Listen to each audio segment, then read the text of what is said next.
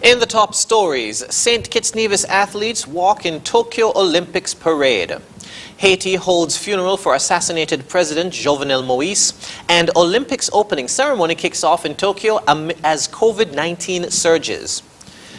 Hello and welcome to the ZIZ Midday Newscast. Today is Friday, the 23rd of July, 2021. I'm Jason Davis. Nationally, it was a moment of pride for St. Kitts and Nevis on Friday morning when national athletes Jason Rogers and Amaya Clark took the spotlight during the Tokyo Olympics opening ceremony and Walk of Nations. Wearing Carabel batik print outfits, both athletes, accompanied by other SKNOC officials, marched as part of the procession of delegates, with Rogers carrying the flag of St. Kitts and Nevis. Both Clark and now three-time Olympian Rogers will compete in the 100-meter sprint event. The Tokyo Summer Olympic Games will run from July 23 to August 8. Meanwhile, back in St. Kitts and Nevis, the latest statutory rules and orders under the state of emergency have been published, and a new curfew will take effect as of Monday, 26th July. According to the legislation, as of Monday, the nightly curfew will be in effect from 11 p.m. to 5 a.m. This comes as the Federation has recorded low numbers of new positive COVID-19 cases over the past 2 weeks. Other regulations, such as wearing masks in public, restrictions of movement during curfew hours, and protocols for the operation of restaurants, churches, schools, etc. remain the same. The new SR&O will be in effect until Monday, the 9th of August. The Monetary Council of the Eastern Caribbean Currency Union has welcomed a new chair in the person of Joseph Easton Farrell, Premier of Montserrat. Premier Farrell assumed the position from outgoing chair, Prime Minister of St. Kitts and Nevis, Dr. the Honorable Timothy Harris, during a handing over ceremony on Friday after a year's tenure.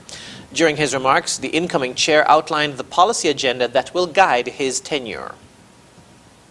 The policy agenda will encompass monetary stability, financial stability, food and nutrition security, renewable energy, innovation and digital transformation, advocacy on issues impacting small island states. In the matter of food security and food import, he pledged to further the OECS's goals to reduce the bill. According to the Food and Agriculture Organization, the FAO, May 2021 saw the biggest surge in monthly food prices since September 2011. To enhance our resilience as a region, we must accelerate, as a matter of urgency, our efforts to improve food and nutrition security. To that end, we must work assiduously to attain our goal of reducing our 2019 food import bill of EC $1.6 billion by a 25% reduction by 2023. Present during the virtual ceremony were Premier Ellis Webster of Anguilla, Prime Minister Gaston Brown of Antigua and Barbuda, Minister of Finance Gregory Bowen of Grenada, and Timothy Antoine, the Governor of the Eastern Caribbean Central Bank. The hometown of slain Haitian President Jovenel Moise received his body on Friday for a private funeral amid heavy security following violent protests and fears of political volatility in the Caribbean nation. White T-shirts and caps emblazoned with his picture were distributed to supporters the day before what is expected to be the final ceremony to honor Moise, who was shot several times on July 7 during an attack at his private home that seriously injured his wife, Martine. Moise's body arrived shortly after dawn at his family's seaside property where the funeral is being held. 6 officials carried the brown casket up a stage where they saluted it and stood before it in silence for several minutes before draping a large red and blue Haitian flag over it.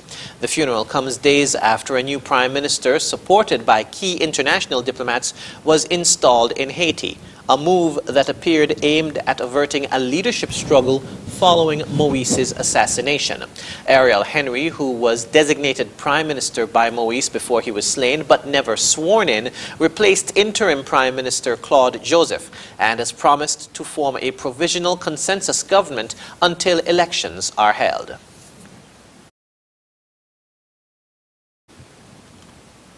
The community of Laborie is searching for answers following the tragic discovery of a decapitated corpse on a hill overlooking the village. The disturbing find comes in the wake of the disappearance of a well-known resident who has been missing for several days. More in this HTS News Force report. A gruesome find in the Mont LeBlanc area in Laborie has shocked residents of the quiet community. On the morning of Thursday, July 22nd, 2021, loved ones of Neil John, who was reported missing for several days, spoke to Southern correspondent Desmond Collymore, making an urgent plea for help in locating his whereabouts. My brother Neil John from the same address went missing on Friday. His last known whereabouts was at Wheel Rock on the egg farm.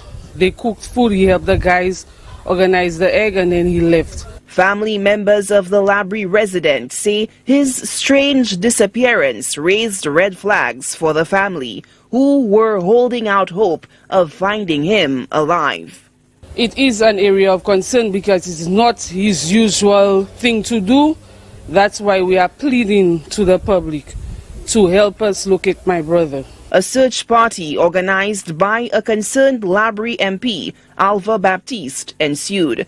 While combing the hilly terrain of Mont LeBlanc, overlooking the village below, resident Nicholas Ambrose, hot on the trail of a distinct scent, stumbled upon a disturbing sight.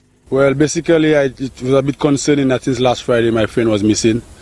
And his family is close to me, so I decided to put up a search party, but again, nobody wants to move like that since last Friday. So what I did, I contacted Mr. Baptiste and I mentioned that to him, that I was interested in doing a search party to go look for the man. And he gratefully jumped on board one time and made some things happen, like our water and different stuff we would need for the walk. And when we got there, we got with the police by the chicken coop. And then we continued the rest of the search. And almost to the end of the search, we took a smell. And when we proceeded to investigate, we saw what seemed to have been the human skull with some detail that we know. So crime scene is now at the scene. I'm not at liberty to disclose any more information that would be left for the police. So yeah, sad day. Law enforcement was called to the scene following the discovery of skull fragments in the Laborie area. Moments later, the body was found. We had already agreed with another search party to move into another area so that we could cover a wider area to see if we can identify where he may be. And lo and behold, whilst preparing for a meeting, I got a call that there was a gruesome discovery. Whilst we're on site, I have not seen what it is, because crime scene has to deal with the situation, so there must be no contamination at this point. Police are now investigating the circumstances surrounding the death. Solange Alfred, HTS News Force. Internationally, the Tokyo Games finally got underway with a 4-hour extravaganza that was both celebratory and subdued in a stadium filled with empty seats. The Games began with a Japanese performance that was aimed at an audience of billions around the world, followed by a parade of waving athletes. Outside the stadium, hundreds of protesters carried placards that read "Lives over Olympics" and chanted "Stop the Olympics" as they marched. Instead of a 68,000 capacity crowd cheering as athletes from more than 200 countries paraded with flags unfurled, fewer than 1,000 foreign dignitaries and diplomats, Olympic sponsors and members of the International Olympic Committee were present as the Games officially began. Japan's Emperor Naruhito was among the guests, as well as the United States First Lady Jill Biden. They and everyone else in the stadium were wearing masks against the virus. The rest of the world, including the Japanese public, watched on TV or via streaming services. Cleanup operations are underway in the central Chinese city of Zhengshu, which was hit this week by the worst flooding the region has experienced in recent history. Other cities in the region are under red alert as rescue teams search for survivors. Al Jazeera's Katrina Yu reports. The rain in Zhengzhou may have eased, but floodwaters are still submerging major highways. Just one reminder of the devastating storm which struck central China earlier this week. Teams are working hard to pump and clear water from low-lying areas. The city's more than 7 million residents are struggling to resume normal life. Many neighborhoods lack access to running water. Authorities have set up temporary outdoor water stations. Li Jian says he's grateful he was safe at home when torrential rain lashed the city. In extreme weather, it's safer to stay indoors. That's the lesson I learned. Dangerous things happen unexpectedly. People need to be more cautious. This kind of tragedy could have been avoided. People are still coming to terms with the loss of life and loss of livelihood caused by what authorities have described as the worst storm for 1,000 years. Many businesses remain closed. Internet and phone connection is unstable. Zhengzhou's famous clock tower is frozen at 5 p.m., the time electricity was cut off during the height of the storm on Tuesday. Getting around Zhengzhou City is still very difficult. The entire subway system remains closed with tunnels full of water. Taking a subway during the storm was extremely dangerous. Hundreds of people were trapped in carriages as flash floods quickly filled the underground system. In keeping with Chinese tradition, offerings have been burned at the entrance to this station to honor the 12 people who died underground. Commuters are sharing harrowing details of their experiences waiting for rescue teams to arrive. Many believed they would not survive. In rural areas, some were rescued after 3 days of being stranded. The army has been sent to reinforce vulnerable dams and reservoirs. Meteorologists say the worst weather has passed, and many here are waiting patiently for government disaster relief, for the floodwaters to recede, and for the sun to finally return. Katrina Yu, Al Jazeera, Zhengzhou. And now for the weather. Present weather shows hazy skies. Winds are a moderate breeze of 17 miles per hour from the east. The temperature is 31 degrees Celsius or 87 degrees Fahrenheit. Seas are moderate with waves not exceeding 5 feet. The weather forecast for today shows partly cloudy skies and hazy conditions with periods of increased cloudiness and a 60% or moderate chance of showers. And for tonight, partly cloudy to cloudy skies with a 60% or moderate chance of showers. Sunset today will be at 6:46 p.m., sunrise tomorrow at 5:48 a.m. And that brings us to the end of the ZIZ Midday Newscast. Join us this evening for these stories and more in detail. Thank you for tuning in. I'm Jason Davis.